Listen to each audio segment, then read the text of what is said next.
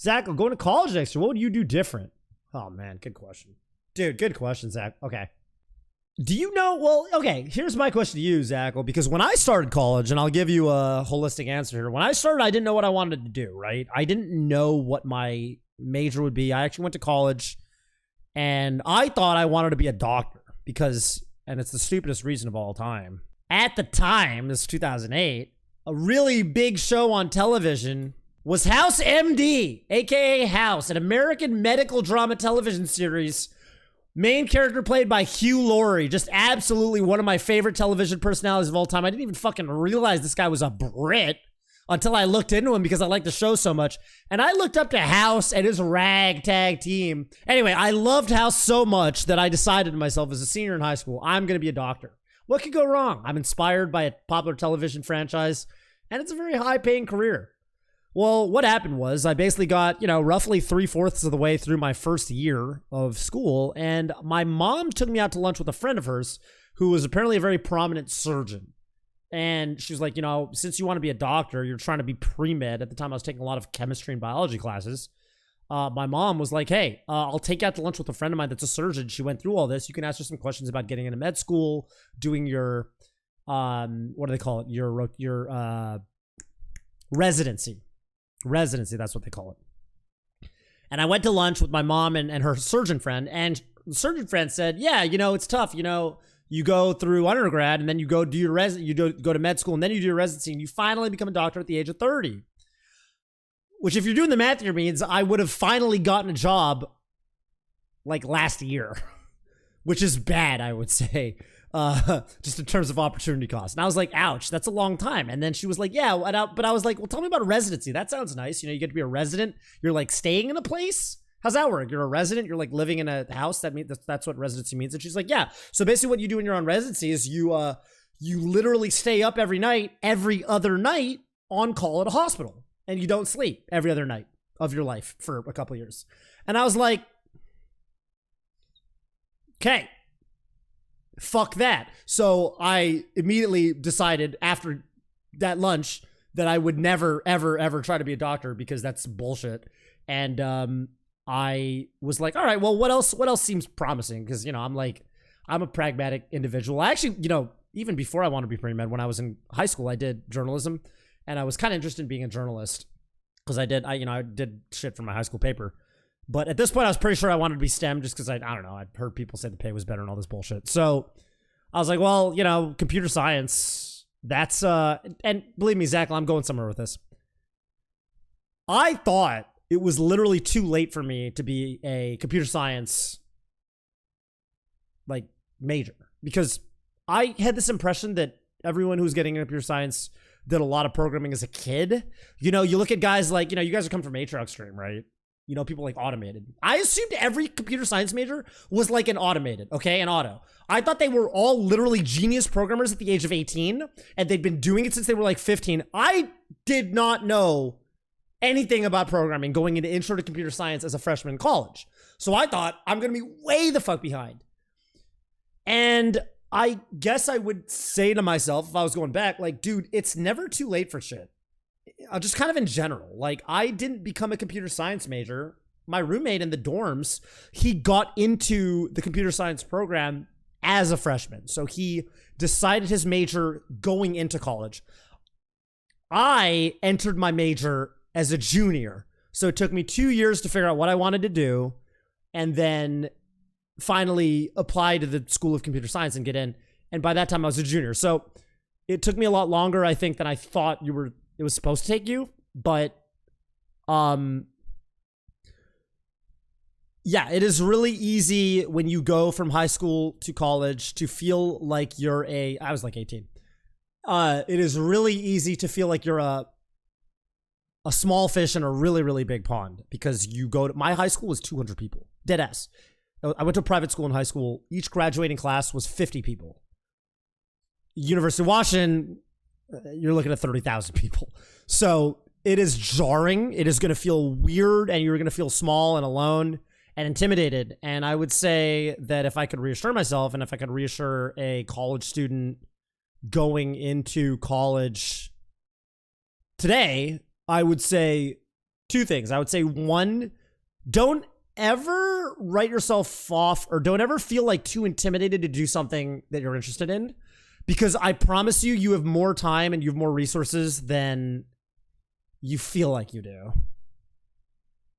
Because that was the mistake I think I made, is I put a lot of pressure on myself to really like decide, you know, I thought I had to, you know, I went into college thinking I was going to do one thing, and I took some classes, you know, and I wasted some semesters kind of doing classes where I didn't end up needing to do them at all, because I was like so one track mindedly like, well, I thought I think I need to be pre-med and it's the only thing I can do for myself.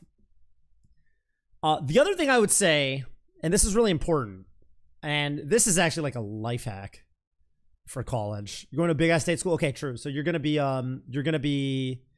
this is going to apply to you. The other thing I would say is advisors and TAs and professors are a fucking resource. Here's how you hack the fuck out of college. This is what I did.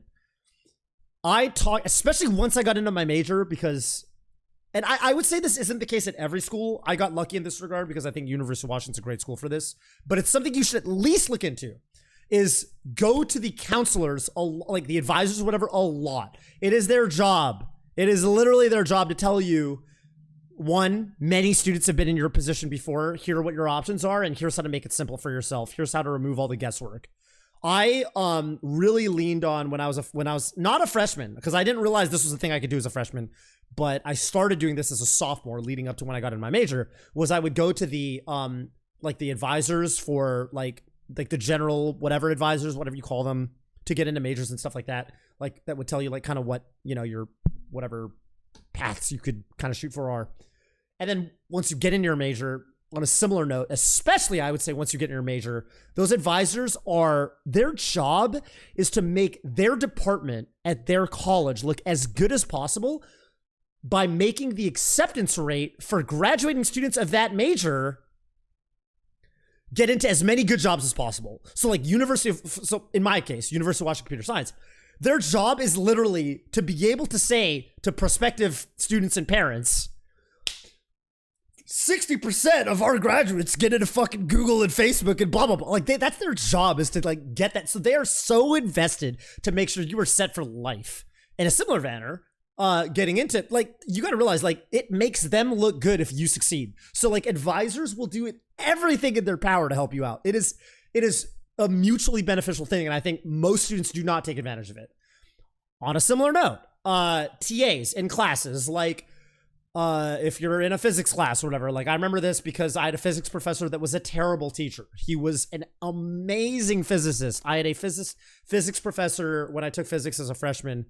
I've showed him off on stream before. He's apparently super well renowned in the realm of quantum physics. Professor Emeritus of Physics at the University of Washington, Seattle. This guy was my physics professor as a freshman at the University of Washington, Seattle. This guy literally is like a fucking big deal in the world of quantum physics, and he was my freshman professor. And let me tell you, he did not give a fuck about my success as a freshman physics student, which makes sense, because like, dude, he's teaching me. You think he gives a fuck about me as some freshman physics? No, he's been doing quantum physics for 50 years. He's trying to pioneer his like groundbreaking theories on quantum physics or whatever, right? So he was like kind of mumbled, you know, he wasn't like, I don't remember him as being particularly easy to understand in the physics hall, right, when he was my professor. But John G. Kramer, this guy, Professor Kramer, if you took an interest, if you went to his office hours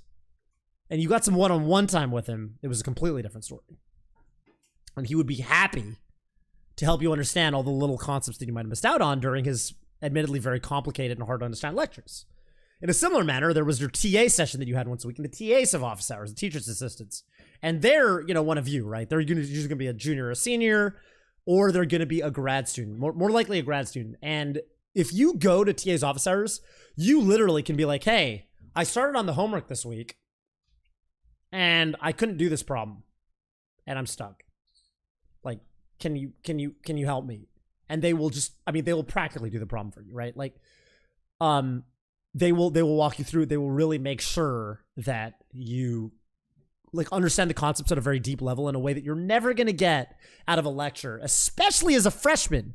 You got to realize once you get into your major as a junior or senior, you're going to be in these smaller classes. It's going to feel like high school again. You're going to be in a class with 20, 30 people. It's going to feel more familiar. As a freshman, you're going to be sitting in a lecture hall with 500 people. Okay. And you're just going to, sometimes the professor's going to say some shit and you're not going to get to ask them a question about it. Go to your office hours. Like it is literally the hack that got me through University of Washington Computer Science. And that's it. I would say go to your, like, talk to your advisors often, like set up time for yourself. Do not skimp out on that. Go to your TA's office hours, go to your professor's office hours. And then, you know, some bullshit about like blah, blah, blah from a social level. Like, I mean, you're going to do that shit anyway. Like, you know, hang out with people you wouldn't normally hang out with. College was the time I got into Melee. Like I didn't play Melee as a high schooler. You know, I started going to house parties and tournaments and, you know, find some shit you're into and have fun. But that's a whole nother ball game. But I mean, you know, part of the reason I got into Super Smash Brothers Melee and consequently Twitch and all this stuff was because I did kind of, and this was an intentional decision on my part. I went to an out-of-state school. I went to high school in Hawaii and I went to college in Seattle. So for me, and I think this is pretty common for Hawaii kids, like Hawaii high schoolers, I hated feeling like, because in Hawaii, I think when you finish high school in Hawaii, you kind of feel like everyone knows everyone, you know? You graduate and you feel like you just, if you don't know somebody, you know somebody who does. If you're in the same age bracket, kind of period, because it's an island and it's small. And I hated that. I wanted to get out and see the world. So I went to Seattle and I purposely, my whole goal was like, I want to meet new people. I want to do new things and feel challenged or whatever. And yeah, I think you should do that. Whether you end up being a Super Smash Brothers Melee player, that's entirely up to your own course. But especially as a freshman and sophomore, I think it's good to subject yourself to as many things as possible. It's that Tatami Galaxy shit. You know what I'm talking about? You may as well. You may as well. But you know, if you're an HRAC viewer, you've already got such acquired taste that you're gonna subject yourself to that sort of stuff naturally. You know what I'm talking about?